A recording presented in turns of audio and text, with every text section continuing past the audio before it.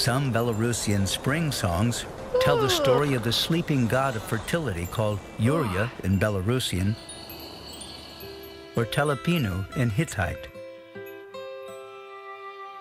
While Yur'ya is sleeping, the vitality of nature fades away, representing the end of nature's cycle, winter.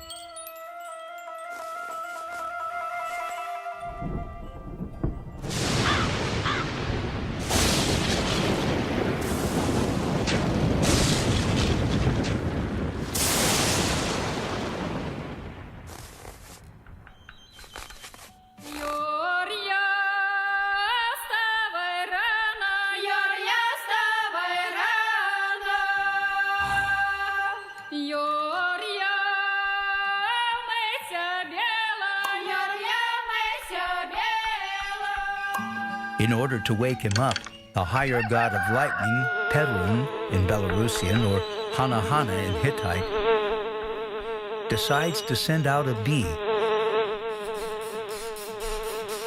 With the awakening of the god of fertility, spring comes and all of nature reawakens.